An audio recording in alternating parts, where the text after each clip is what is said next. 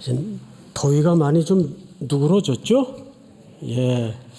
그러다 보니까 예배 시간에 비염 환자들이 많이 이제 계절에 따라 고생들을 하시는 것 같은데, 옆에 사람이 혹시 쿨쩍거리면 계절이 바뀌고 있구나, 이렇게 창조의 섭리 속에 은혜롭게 이해하시기 바랍니다. 저희 집에도 비염 환자들이 지금 2사람이나 있어서 제가 그 고통을 조금 겪고 있어요. 알고 있습니다. 공동체 생활을 한다는 것은 신비해요. 제일 편한 건 나는 자연인이다. 산에 혼자 있으면 제일 편해요. 그런데 우리가 누군가 더불어 함께 산다는 것은 참 힘겨운 씨름의 과정도 있어야 되겠지만, 그거를 대체하고도 뛰어넘는 기쁨이 있기 때문에 우리가 공동체가 필요한 거죠. 제자훈련 지금 공동체 하고 있죠. 예, 그걸 잘 훈련하고 또 은혜롭게 배우시기를 바랍니다. 자, 이제 기도원의 이야기를 계속 이어가겠는데요.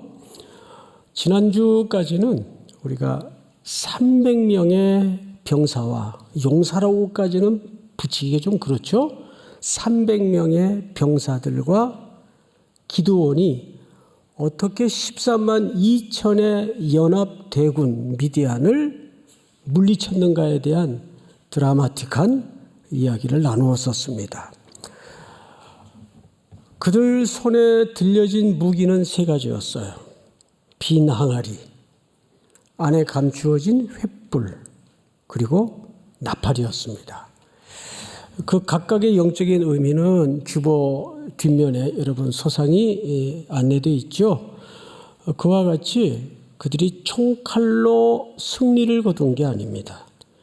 그 말도 안 되는 자중질환의 광경을 보면서 이 전쟁은 하나님이 주제가 되셨고 하나님이 진행하셨고 하나님이 구원하셔서 우리들에게 승리를 가져다 주었구나. 이거를 그들은 증인으로서 목도했을 뿐이에요. 총칼을 휘두른 적이 없어요. 자, 그런 완벽하고도 이상한 신비스러운 전쟁을 보았습니다. 싸운 게 아니고. 이제 문제는 남은 잔당을 소탕하는 일을 사람에게 맡깁니다. 그러니까 승리는 사실상 확정이 되었지만 그 남은 잔당을 소탕하는 것은 이제 기드온과 병사들의 몫이에요. 그래서 21절을 한번 볼까요? 오늘 본문 한 절 앞절이죠. 21절 전체가 한번 같이 읽어보십시다. 시작. 세바와 살문나가 이르되 내가 일어나 우리를 치라. 사람이 어떠하면 그 힘도 그러하니라 하니 기드온이 일어나 세바와 살문나를 죽이고 그들의 낙타 목에 있던 초승달 장식들을 떼어서 가지니라. 네, 여기 세바와 살문나는 미디안의 족장, 왕들이라고까지 표현하긴 좀 그렇고 사실 성경에서는 왕이라고 표현을 했는데 미디안을 구성하고 있는 왕들 중에 이름들입니다. 그들을 처단합니다. 근데 여기 좀 쎄한 기분이 들어요. 뭐냐 하면 낙타 목에, 그들이 타고 다니던 낙타 목에 있던 초승달 장식을 떼어서 가지니라. 이 대목에서 뭔가 이렇게 쎄한 느낌이 듭니다. 자, 이게 뭘까? 그래서 우리는 앞에 이 전쟁이 잔당 소탕까지 마무리되는 과정에서 결코 놓쳐서는 안 되는 패턴을 봐야 됩니다. 그래서 먼저 5절을 좀 볼까요? 5절을 보시면 제가 읽습니다. 그가 숫곳 사람들에게 이르되 나를 따르는 백성이 피곤하니, 기드온이 그렇게 얘기한 거예요. 나와 함께하는 백성들이 피곤하니까 청하건대 그들에게 떡덩이를 주라. 나는 미디안의 왕들인 세바와 살문나의 뒤를 추격하고 있노라 하니. 자, 앞을 잠깐 보십시다. 무슨 요구인가 하면 여기 숫곳 사람들은 사실상 넓은 범주에서 이스라엘의 여러 부족 중에 사는 한 지역의 사람들이에요. 그러니까 추격을 하다가 미디안 적들을 잔당을 소탕하기 위해서 추적을 하다가 그 숫곳이라는 곳을 지나가게 됐습니다. 그러니까 당연히 넓은 범주에서는 내 피부치들이니까 지금 나와 함께한 병사들이 굉장히 허기가 져 있고, 또 우리는 이스라엘의 궁극의 대적인 미디안을 이제 남은 잔당들을 소탕하러 가고 있는 길 중이니 좀 허기를 채울 수 있도록 먹을 것을 좀 줄 수 없겠느냐. 그러면 당연히 우리가 정을 생각해서라도 지금 이 병사들은 공동의적인 미디안을 완전히 섬멸하기 위해서 지금 전쟁을 하고 그 길로 가고 있는 중입니다. 그러면 숫곳 사람들이 당연히 좀 밥 한 끼 정도는, 그것도 인원이 무슨 수만 명도 아니고 300명 정도는 마을에서 으쌰으쌰 하면 금방 해결이 될 수 있는 문제인데 뜻밖의 냉정한 거절을 합니다. 6절을 한번 여러분들이 읽어보시기 바랍니다. 시작. 숫곳의 방백들이 이르되 세바와 살문나의 손이 지금 내 손 안에 있다는 거냐. 어찌 우리가 내 군대에게 떡을 주겠느냐 하는지라. 이게 무슨 얘기냐 하면, 야, 이 사람들아, 지금 전쟁이 완전히 이스라엘의 승리로 끝난 건 아니지 않냐.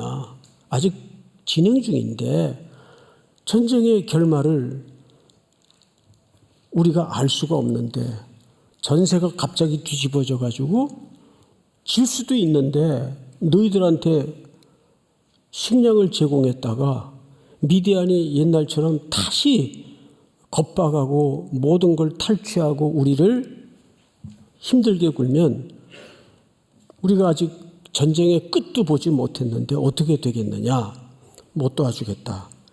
근데 여러분, 이거는 당시 사람들의 상황으로서는 이상한 소리가 아니라 어쩌면 약한 자들의 입장에서는 당연한 소리예요. 우리 같으면 그런 소리 안 했겠어요? 지금 전쟁 결말도 아직 완전히 끝난 거 아닌데, 야, 너희들 도와줬다가 우리가 나중에 이 판세가 뒤집어져 가지고 우리에게 낭패스러운 일이 닥쳐지면 그거 어떡하냐 그때. 거절을 합니다. 그러자 성경을 보십시다. 7절. 기드온이 이르되, 그러면 여호와께서 세바와 살문나를 내 손에 넘겨주신 후에, 즉 이 전쟁이 우리의 승리로 끝난 후에, 그 뜻입니다. 끝난 후에 이런 각오를 해요. 내가 들가시와 찔레로 너희 살을 찢으리라 하고 보복하겠다 그 말이에요. 내가 돌아오는 길에 이 마을을 쑥대밭을 만들겠다. 하필 또 숫곳이에요. 예? 내가 가만두지 않겠다. 그리고 갈 길이 급하니까 또 전쟁을 계속 이어서 잔당 소탕을 위해서 가야 돼요. 가다가 또 브누엘이라는 곳에 도착을 합니다. 8절을 볼까요? 거기서 브누엘로 올라가서 그들에게도 그같이 구한즉, 브누엘 사람들의 대답도 숫곳 사람들의 대답과 달랐어요? 같았어요? 똑같은 대답이 온 거. 야, 이 사람들은 전쟁이 안 끝났지 않냐 아직. 근데 누가 이길지 모르는데 우리가 함부로 누군가를 편들고 도와줬다가 정반대의 결과가 왔을 때 그럼 우리는 어떡하냐? 거절을 합니다. 그래서 이번에도 보복을 통고합니다. 9절 다 같이 시작. 기드온이 또 브누엘 사람들에게 말하여 이르되 내가 평안히 돌아올 때 이 망대를 헐리라 하니라. 돌아올 때 다 무너뜨려 버리겠다.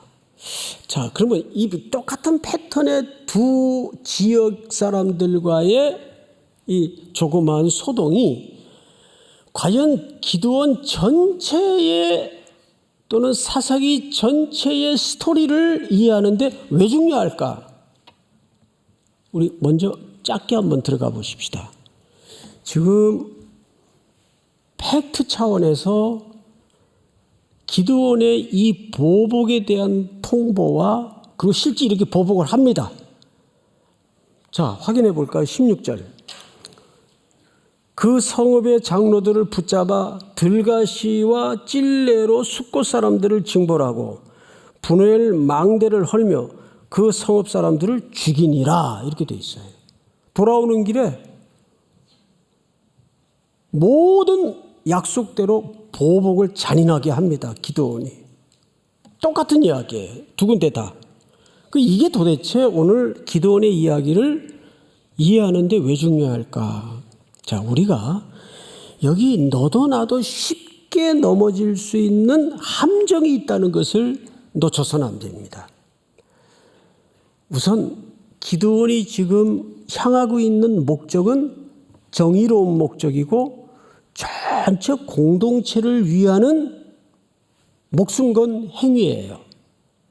그리고 이들이 허기 가지고 또 배가 고픈 것은 굉장히 측은지심이 일으켜질 만한 상황이에요. 이때 조심해야 돼요. 우리는 항상 정의로운 일을 향해서 어떤 선한 목적을 향해서 갈 때 뭘 잃어버리기 쉽는가 하면 목적이 선하고 목적이 정의롭고 옳은 것이라고 해서 태도를 교만하게 가질 수가 있어요. 이거는 지금 상황의 팩트를 뛰어넘는 과잉 반응입니다. 이 약한 지역 사람들의 입장에서는 결과가 어떻게 될지도 모르니까 이런 반응을 나타낼 수가 있어요. 당연히. 그런데 기드온은 그것이 자기들을 적대했다는 감정적 사실 때문에 지금 과잉 반응을 해서 그것도 똑같은 패턴의 사건을 두 번씩이나 똑같이 무자비한 보복으로 들어갑니다. 그러니까 교회 공동체에서 조심해야 될 대목이 이 부분이에요. 우리는 선교, 옳은 일 아니에요. 하나님의 뜻 아니에요. 그런데 그것을 위해서 거칠게 관계를 깨버리고 과잉 반응을 통해서 광장에서 소리치고 싶은 욕망이 일어날 때가 얼마나 많아요. 나한테 이러면 안 되지. 내가 지금 간사 일을 하고 있는데, 선교를 하고 있는데 왜 협조 안 하는 거야? 이렇게 목적이 선하고 정의롭다고 해서 그리스도의 빛다운 태도를 잃어버려서는 안 된다는 이야기예요. 여러분, 지난주까지 전쟁 과정 속에서 빈 항아리에 횃불을 감추고 이 빛이 어둠을 밝히고 드러나기 위해서는 뭘 깨야 된다고 그랬어요? 항아리가 부서져 나가야 돼요.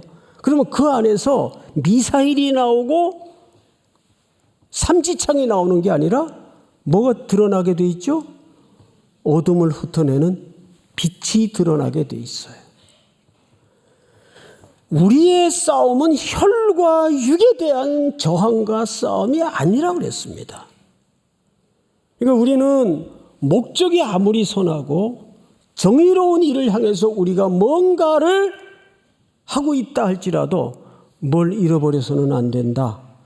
그리스도의 빛다운 겸손과 태도를 잃어버려서는 안 돼요. 그런데 우리는 혹 저도 젊은 날 잘난 체하고 그런 실수를 이 본문을 준비하면서 얼마나 많이 했는지 돌아보게 됐어요. 분명히 내가 주창하고 싶은 내용은 정의로워요. 옳아요. 지금 생각해도 옳아요.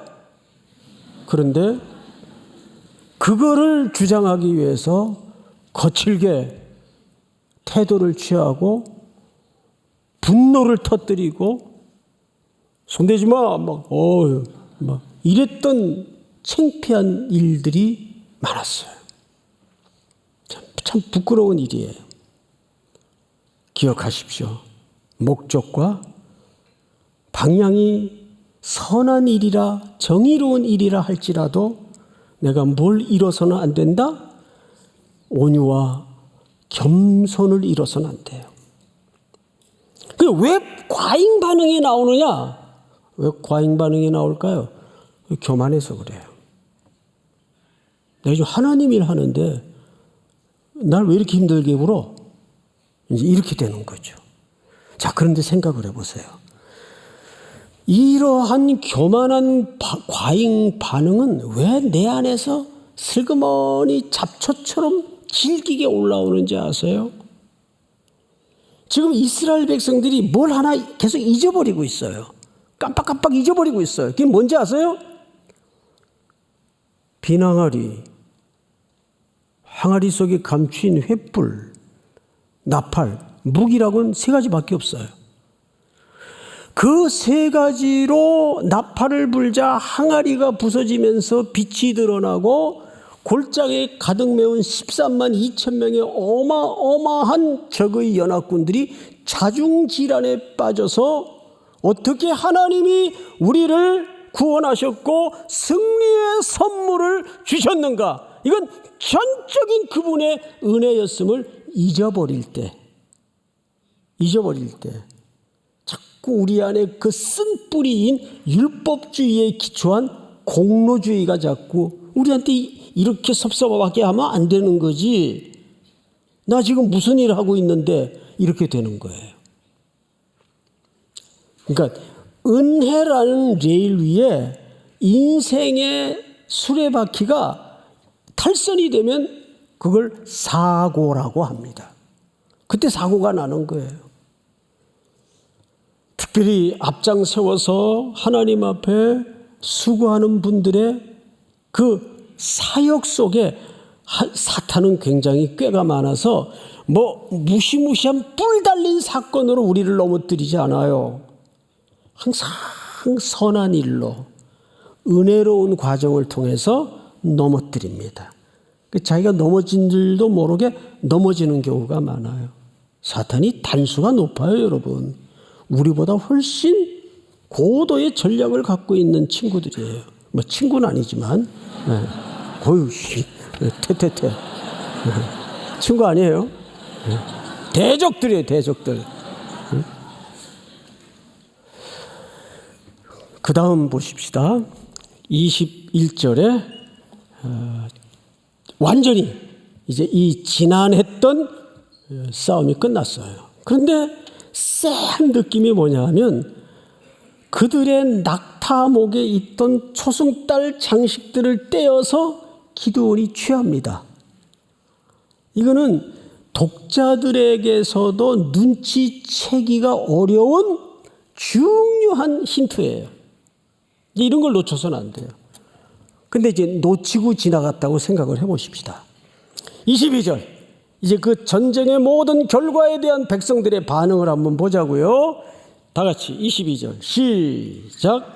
그때 이스라엘 사람들이 기드온에게 이르되 당신이 우리를 미디안의 손에서 구원하셨으니 당신과 당신의 아들과 당신의 손자가 우리를 다스리소서 하는지라. 백성들이 이 놀라운 기적 같은 승리를 목도하고 경험한 다음에 들은 다음에 이런 결정을 내립니다. 기드온이 왕이 돼야 되겠다. 그리고 그 아들도 그 손주들도 우리를 다스리도록 해야 되겠다. 쉽게 얘기하면 우리도 제도를 만들자. 우리도 왕 제도가 있어야 되겠다. 우리도 보이지 않는 하나님을 우리가 안 섬기는 것은 아니고, 그래도 옆에 이방 나라들처럼 물리적인, 가시적인, 좀 확실해 보이는 리더십이 필요하다. 사람을 세우자. 근데 그 적임자다. 기드온이 갑자기 역사의 전면에 용사가 되고 이 나라의 지도자로 떠오릅니다. 그래서 왕을 삼고자 하는 운동이 일어나요. 여러분, 이것은 열왕기를 여는 중요한 서막입니다. 결국 왕정시대가 도래합니까? 안 합니까? 도래하죠. 우리에게도 왕을 주소서. 왕정시대가 도래하는 서막을 알리는 거예요. 당신이 우리의 왕이 되어 주십시오. 이때 우리가 정말 궁금한 게 있어요. 기드온의 반응입니다. 기드온의 반응을 기다려봐야 돼요. 기드온은 과연 이 백성들의 요구에 어떤 대답을 했을까를 잘 들어보세요. 24절, 23절 제가 읽겠습니다. 기드온이 그들에게 이르되 내가 너희를 다스리지 아니하겠고 나의 아들도 너희를 다스리지 아니할 것이요 여호와께서 너희를 다스리시리라 하니라. 자, 여러분, 이것은 10점 만점에 몇 점짜리 대답입니까? 10점. 21이 그런 노래를 불렀나요? 10점 만점에 10점 뭐 그런. 투? 21이 아니고 뭐 아무래도 어때요? 그 노래 가사밖에 생각이 안 나요. 그런 랩식의 가사가 있었어요. 10점 만점에 10점. 100점짜리 대답이죠. 100점. 근데 여러분, SNS들 많이 하죠. 페북도 하시고 인스타도 하시고. 그런데 거기에 이렇게 올라와 있는 글들을 곁눈질을 해보면 뭐 이런 청년이 없어요. 온갖 세상에 좋은 구호와 명언들은 다 갖다 실어놨어요. 신앙적인 말도 실어놓고. 근데 속지 마세요.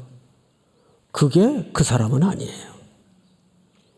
우리는 구호만 붙들고 구호만 주창하면 멋진 말만 뱉어내면 그게 그 사람의 실존인 줄 스스로 속기도 하고 속습니다.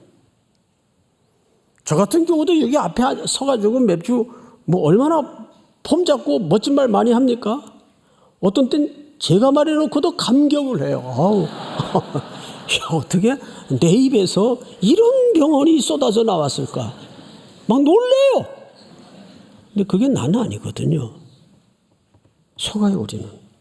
항상 그 사람의 실체는 말에서 결정되는 게 아니에요. 수려하고 버터 바른 말 같은 이야기와 내용은 누구든지 할 수 있어요.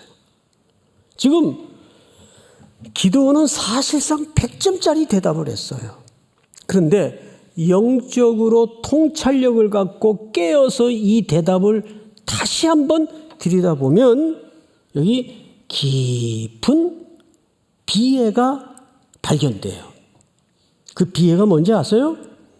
백성들의 요구를 다시 한번 제가 읽어드릴 테니까 보세요. 당신이 우리를 미디안의 손에서 구원하셨으니 당신과 당신의 아들들과 당신의 손자가 우리를 다스리소서 하는지라. 그러면 당연히 이 요청을 열화와 같이 박수와 환호 속에 들었던 기드온의 입장에서는 제일 먼저 화들짝 소스라치게 놀라며 빨리 바로잡아야 될 문구가 하나 있죠. 여러분, 아닙니다. 손사래를 치면서 내가 여러분들을 어떻게 구원할 수 있었습니까? 보시지 않았습니까? 빈 항아리, 횃불, 나팔만 가지고 300명의 떨거지들이 나가서 하나님이 이 전쟁을 어떻게 진행하셨고 주제가 되셨고 승리하셔서 우리에게 선물로 주신 구원인 줄을 여러분들이 보시지 않았습니까? 내가 구원을 하다니요. 아니올시다, 아니올시다. 그런데 이 진짜 핵심적인 잘못된 동기의 요구에 대해서 지적을 안 해요. 그냥 슬쩍 구렁이 담 넘어가듯이 넘어가 버립니다. 그런 감각을 가지고 기드온의 대답을 들어보라고요. 자, 23절.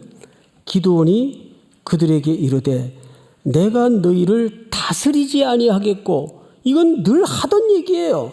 다스리지 아니하겠고 나의 아들도 너희를 다스리지 아니할 것이요 여호와께서 너희를 다스리시리라 하니라. 지극히 일상적인 종교적 표현을 합니다. 그건 너무 심하게 기드온을 깎아내리는 거 아니냐? 아니에요. 그 다음 24절 한번 보시라고요. 24절 우리 찬양대원들만 한번 같이 읽어보실까요? 24절 다 같이 시작. 기드온이 또 그들에게 이르되 내가 너희에게 요청할 일이 있으니 너희는 각기 탈취한 귀고리를 내게 줄지니라 하였으니 이는 그들이 이스마엘 사람들이므로 금 귀고리가 있었음이라. 탈취한 액세서리 중에 그 귀금속을 달라는 거예요. 기드온이 백성들에게. 이스마엘 사람들이 하고 있던 거예요. 그 당시에 이 귀걸이나 목걸이나 이런 액세서리는 반드시 이방 사람들에게서 발견되는 부속물들인데 우상 숭배의 행위와 상징과 전부 연결이 되어 있습니다. 낙타의 목에 뭘 가졌죠? 초승달 모양의 액세서리를 기드온이 탈취물 중에 개인이 취해버립니다. 이것은 가나안 종교의 가장 상징적인 부속 문화입니다. 그리고 그걸 달라는 거예요. 백성들에게. 말은 멋지게 해놓고. 그 다음 그걸로 뭘 했나 한번 보십시다. 25절 제가 읽겠습니다. 무리가 대답하되 우리가 즐거이 드리리이다 하고 겉옷을 펴고 각기 탈취한 금고리를 그 가운데 던지니라는 말은 왕에게 조공을 바치는 행위입니다. 여기에서 구약의 유명한 신학자가 촌철살인의 문장 하나를 썼더라고요. 점점 왕이 되어가는 기드온. 점점 왕이 되어가는 기드온. 자, 여러분 물어봅시다. 이런 과정은 단박에 어느 날 되는 걸까요? 천천히 공동체도 인식하지 못한 사이에 자리 잡는 경향들일까요? 후자입니다. 이건 눈치채지 못하게 공동체 안에 자리 잡게 돼 있어요. 그래서 여러분들 제일 리더의 자리에 떠밀려져 있는 사람들이 조심해야 될 게 뭐냐 하면 자기 영향력을 가능하면 공동체에 어떻게 하든지 장악력을 가지고 끼치고 싶은 욕망이 누구나 있어요. 그 저도 조심해야 돼요. 제가 청빙에 대한 약속을 5가지 설명을 드릴 때 그중에 몇 가지 기억하시죠? 첫째, 일체 청빙 과정에 개입하지 않는다. 기억나시죠? 두 번째, 누구도 현직 담임 목사로서 추천하지 않는다. 기억나시죠? 그 제가 왜 그럴까요? 청빙 과정은 100% 하나님의 영향력으로만 결정이 돼야 됩니다. 그런데 내가 아무리 선한 의도를 가졌더라도 현직 담임 목사가 개입을 해버리고 추천을 한다든지 간섭을 해버리면 하나님이 일하실 공간을 내가 빼앗는 격이 됩니다. 계속해서 우리는 내 영향력을 끊임없이 삭제시키고 잘라내서 하나님으로만 가득 채워지도록 공간을 내어드려야 되는 것이 우리의 씨름이에요. 이거는 단순히 교회 공동체의 일만은 아닙니다. 우리가 어떤 인생의 복잡한 문제에 얽혀 있을 때 야, 이걸 어떡하나, 이걸 어떡하나. 그럴수록 인간은 더 자기가 뭔가를 들쑤시고 다니면서 해결을 하려고 하다가 더 엉켜버려요. 실타래를 더 엉키게 만듭니다. 그때는 내 동력을 딱 꺼버리고 하나님의 동력만 역사되도록 내어드려야 돼요. 맡겨야 돼요. 인생은 평생 그 싸움을 하고 있는 겁니다. 믿으십니까, 여러분? 예? 근데 점점 기드온은 왕이 되어가고 있어요. 그 실증적 결론을 한번 보실까요? 그걸로 그 금붙이로 모아봤더니 26절 기드온이 요청한 금고리의 무게가 1700세겔. 이거 무게로는 오늘날 수치로 환산하자면 금만 20kg입니다. 어마어마한 무게죠? 그걸로 무슨 짓을 하는지 아세요? 잘 보세요. 금 1700세겔이요. 그 외에 또 초승달 장식들과 폐물과 미디안 왕들이 입었던 자색 의복과 자색 의복은 왕들이 입는 의복이에요. 또 그 외에 그들의 낙타목에 둘렀던 사슬이 있었더라. 기드온이, 그러니까 기드온은 실질적으로 자기가 의도하지 않았던 흐름에 따라서 분위기에 따라서 어느 신학자의 이야기처럼 지적처럼 점점 왕이 되어가고 있어요. 또 볼까요? 27절 전체가 한번 같이 읽어보십시다. 시작. 기드온이 그 금으로 에봇 하나를 만들어 자기의 성읍 오브라에 두었더니 온 이스라엘이 그것을 음란하기 위함으로 그것이 기드온과 그의 집에 올무가 되니라. 에봇은 제사장들이 입는 옷입니다. 근데 그거는 사적으로 아무나 함부로 만들어서는 안 돼요. 뭐 이런 게 가능해요? 야, 목사님 저기 성의 입는 거 폼난다. 우리도 성의사에 가서 한 벌씩 맞춰가지고 입고 돌아다니자. 그렇게 사적으로 만들어서 입는 옷이 아니잖아요.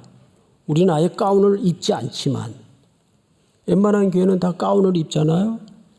근데 그런 제사장들만이 입는 성의를 만들어서 그것도 금으로 탈취한 금으로 백성들이 갖다 바친 금으로 에봇을 만들어가지고 자기 고향에다가 갖다 놔요. 그 고향이 오브라입니다. 오브라는 이 사사기 기드온의 이야기 중에 여러분들이 잊어서는 안 되는 지명이에요. 기드온이 역사의 전면에 처음 등장할 때 고향 오브라에서 한밤중에 우상을 깨부순 개혁의 성지입니다. 오브라가. 근데 거기에다가 향후 백성들이 우상에 빠지는 가나안 문화를 흉내내서 그 자기의 에봇을 금으로 만들어서 거기다 걸어놓고 백성들로 하여금 그 가나안 종교의 우상 숭배에 빠지는, 그래서 음행이라는 표현을 써요. 하나님 외에도 다른 신들에게 숭상하는 일들을 동기를 부여합니다. 그리고 28절은 이렇게 마무리가 되죠. 미디안이 이스라엘 자손 앞에 복종하여 다시는 그 머리를 들지 못하였으므로 기드온이 사는 40년 동안 그 땅이 평온하였더라. 기드온이 사는 40년 동안 평온했다는 말은 무슨 얘기냐면 기드온의 절대적인 고난에 눌려서 시대가 침묵했다 그 말이에요. 시끄러운 것은 없었는데 이런 평화는 가짜 평화예요. 힘으로 억누르는 평화. 로마 시대가 1000년의 역사를 구가했지만 국가 경영 철학이 뭐였습니까? 파학스 로마. 로마의 평화. 근데 그 평화는 로마의 힘이 찍어 누르는 평화였어요. 누구도 찍소리 하지 마. 이건 진정한 평화가 아닙니다. 십자가에서 죄인들의 죄의 몫을 대속하시고 스스로 미랄이 되어 땅에 떨어져 죽으심으로 우리에게 진정한 섬김과 겸손과 온유와 생명을 주신 그 예수님의 여호와 샬롬의 평화가 아니에요. 인류는 얼마나 미련한지 아십니까? 평화를 위해서 전쟁을 해요. 평화를 위해서 무기를 만들어요. 아이러니죠. 이게 세상이 소위 추구하는 피상적인 유사 평화입니다. 유사하다는 것은, 비슷하다는 것은 가짜란 얘기입니다. 비슷한 게 아니에요, 그거는. 비슷해 보일 뿐이지. 오늘 이 기드온에 점점 왕이 되어져 가는 이 지난한 시간을 걸친 흐름을 잘 보시면서 오늘 우리는 공동체 생활을 할 때 가정에서라도 어렵고 힘겨운 일이 부닥칠 때마다 내 힘으로 마옵시고 계속 그 공고한 문제를 하나님 앞에 내 동력을 끄고 하나님의 동력에 맡기는 씨름을 새롭게 걸어야 됩니다. 거기에 답이 있어요. 믿으십니까? 우리의 진정한 왕은 십자가의 내 죄를 대신해서 미랄이 되어 죽으신 예수 그리스도, 그분이십니다. 우리 다 일어나십시다.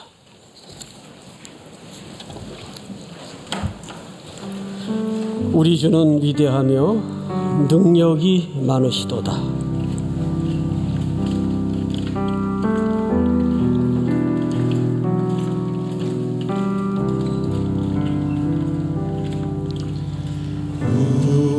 우리 주는 위대하며 능력이 많으시도다. 그의 지혜 무궁하며 인자는 영원하도다. 인자는 영원하도다. 상한 자들 고치시며 상한 자들 고치시며 상처를 싸매시도다.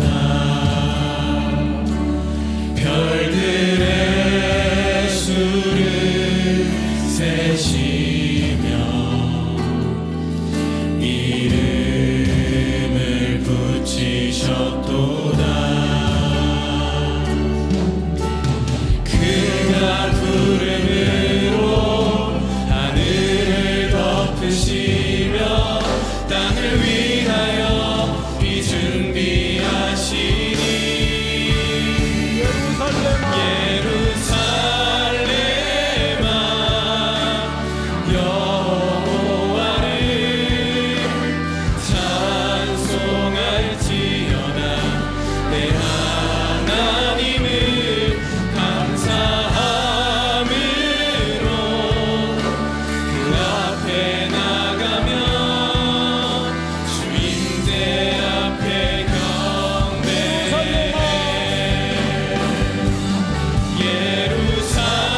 예루살렘아 여호와를 찬송할지어다. 내 하나님을 감사함으로 그 앞에 나가며 주인대 앞에 경배해. 예루살렘아 여호와를 찬송할지어다. 내 하나님을 감사함으로 그 앞에 나가며 주인대 앞에 경배해.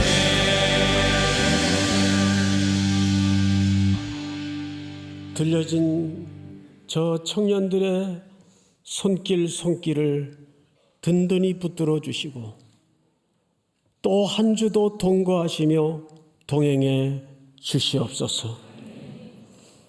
하나님의 자비를 구하며 내 인생의 번잡스러운 동력을 계속 밀어내게 하시고 하나님의 부여로만 가득이 채워지는 인생이 되도록 함께하여 주시옵소서.